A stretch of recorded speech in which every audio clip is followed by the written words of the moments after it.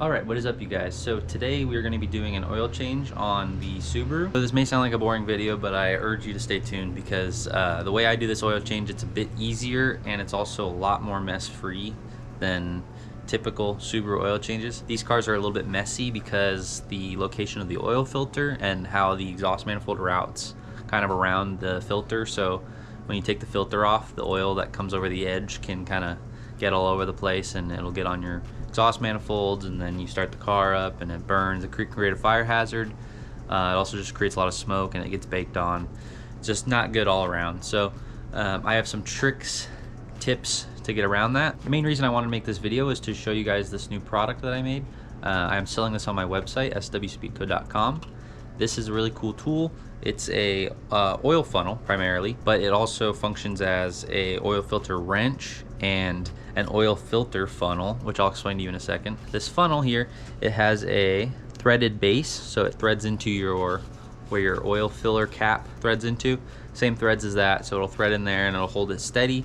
And you can pour your oil, you can leave the jug of oil right here and it'll hold it stationary. That's always a feature that I kind of liked with oil funnels, is that they stay put strong, so you don't have to worry about them tipping and then your bottle falls out and stuff. So if you look on the inside, you'll see that there is a oil filter wrench design on there. That's so you can use it as an oil filter wrench. And then the bottom has a 3/8 inch square drive for a ratchet if your oil filter is unnecessarily tight. And I also designed this so that the oil filter wrench portion, it's a bit tighter than like if you just had an oil filter wrench. So how I said that this is an oil filter funnel, what I mean by that is you can see that there's these little openings around the filter wrench, and that's to allow oil to pass through.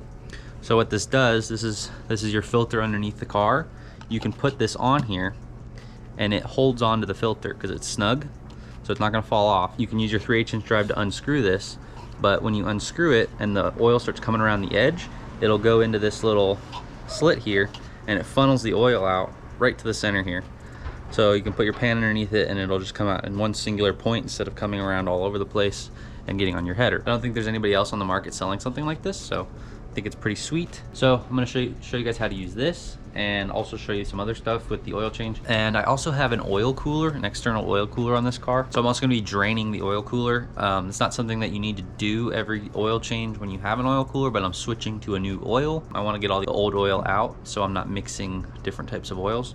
The oil I'm switching to now is Valvoline VR1, and this is full synthetic 10 weight 30. I'm usually running 10 weight 40, but it's kind of a hard oil to find in full synthetic for whatever reason. And this VR1 is for racing engines and classic cars, so it has added zinc to protect my bearings and stuff. And since the car is back to high horsepower, I figured it's probably a good time to switch over to a racing oil, since it's making in the ballpark of 450 right now. So yeah, it's gonna be fun. So without further ado, let's get started.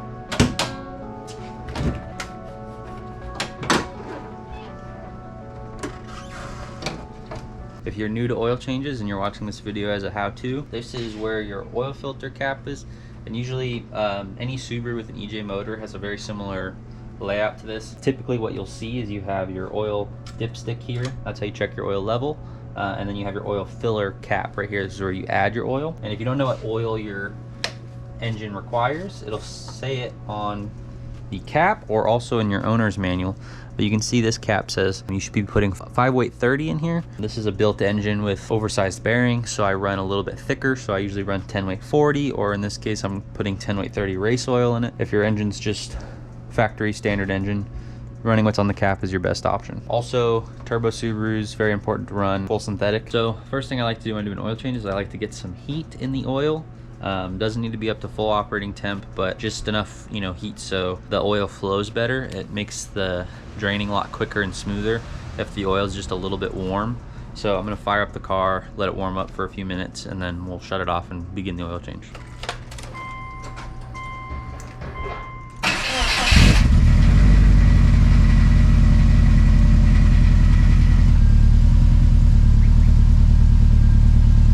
Down underneath the car, you'll see I don't have a normal drain plug right here.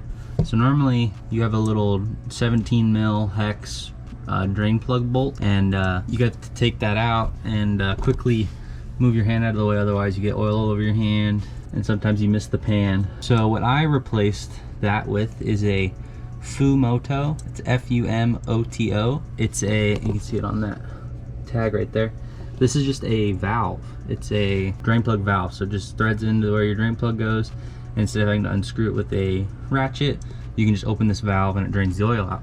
Super clean, super easy. So I'll show you that in a second. And then you can see over here we have our oil filter, nice and close to our headers. And if you have a factory exhaust manifold, it's also very close. That oil funnel filter tool is going to make it really easy to keep this a clean, mess-free oil change. All I need is my oil pan and some gloves, so I'll just remove. There's this little black retainer ring to keep the valve from turning. For this valve, all I need to do is push up on the tab and then rotate it out. Let me do it with this hand. Push up and rotate it. And we're draining oil. See how nice, mess-free, my hands aren't dirty. And the oil's draining. So I'm gonna let this drain for a little bit. You can see my oil is pretty black. This is only 3,000 miles. These turbo Subaru engines, they cook the oil pretty fast. I do my oil changes every 3,000 miles. Also, if you run ethanol, you need to do your oil changes more often because it permeates into the oil easier than gasoline does. So I'll just let this drain, and you can see it's nice and smooth flow. That's because the oil is a little warm. It makes it flow nicer. All right, so it's just slowly dripping now. So I'm going to close this and then just wipe off the last little drop. Clean this up a little bit. Now we can move on to the oil filter. I got my pan underneath the filter, and these filters should only be really hand tight, but when they're on the car for a little while, they get tighter somehow. Probably some sort of physics thing. Also, sometimes dealerships like to put, or oil change places like to put the filters on really tight. So I'm just gonna use this for sake of demonstration. So this we'll put on there and then crack it loose, pull out our ratchet. So we'll screw this off.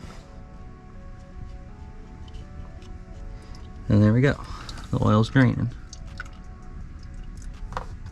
See how nice and clean that is? Not the oil, but it's not messy, not all over the place. And like if you see how close it is here, it's very close to the header, so it's definitely a danger zone of getting oil on the header. Once it's pretty much drained, you can unscrew it the rest of the way.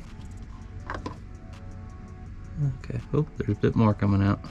And let that finish draining the rest of the way. So we did all that without getting any oil on our headers, so I call that a success. All right, so if you're not watching this video for the oil cooler part, you can skip ahead to the next step, but right now I'm gonna be taking off the oil cooler. Okay, so I just unbolted the oil cooler, so it's loosely in here now. So I'm going to take off the lines going to it, and hopefully it doesn't make a mess of oil.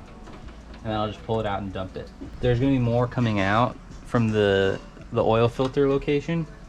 That's where the sandwich plate goes to, so unscrewing these, some should come out the bottom. And that's what I just heard. They like broke suction. We're getting some draining. All right. That one's off. That one's off.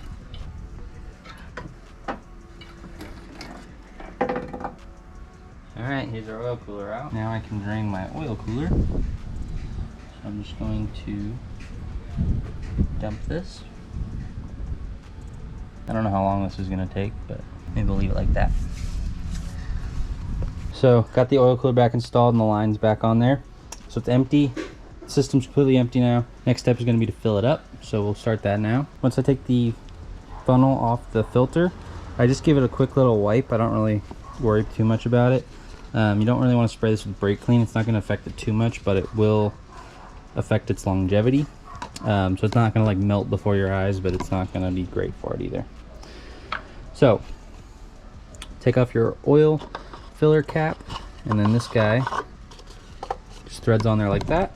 It's nice and secure. So once you get to the point where you're going to add your new oil, it's always a good idea to go under there and check, make sure your filter's tight and your drain plug is tight, because when you add the new oil in, it'll just come right out, so that's never good. So I'm gonna take my first bottle, start pouring. This oil's blue, it's kind of cool.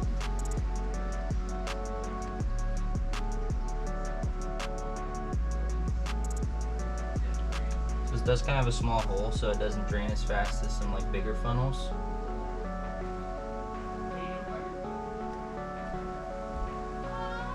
But it's still not bad. Alright.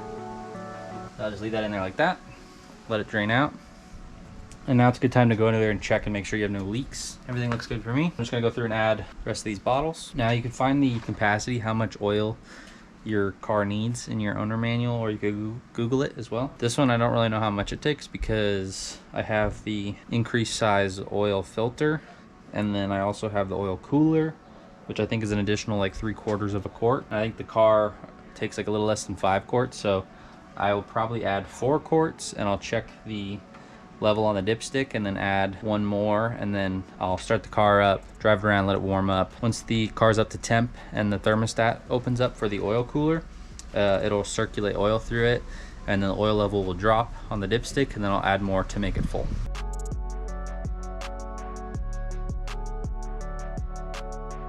So it doesn't take too long to pour a quart in there.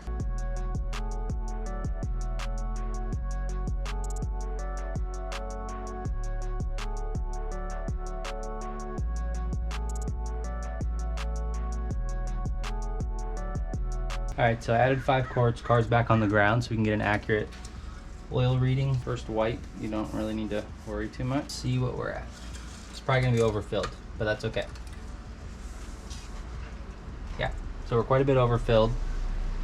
We are a lot past the full line, but we need to fill the oil cooler and the oil filter. So let's run the car for a little bit, and then we'll check the temp again. So when you first fire up the car after an oil change, you might have no oil pressure for a second, but it should go away in a few seconds and it doesn't cause any issues. So let's start it up. See, no oil pressure.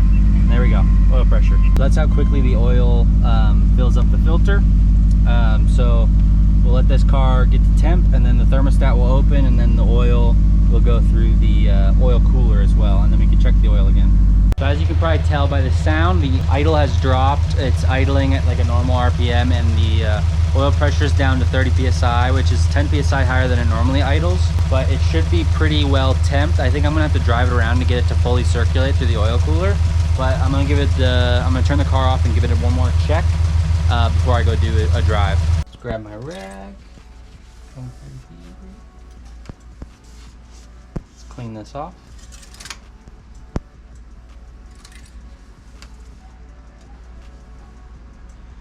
Alright, so now we are like right here, so just a little bit above full. So it looks like the filter sucked in some and the oil cooler probably sucked in some.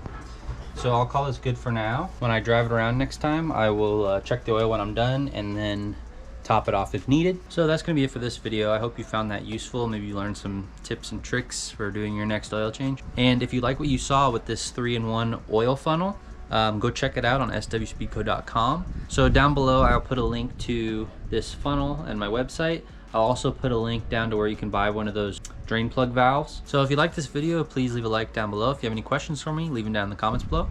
If you aren't subscribed, please consider subscribing. And if you know of somebody who might like this video, please share it with them. Sharing helps the channel grow, and I really appreciate it. So as always, thanks for watching, and I'll see you guys on the next one.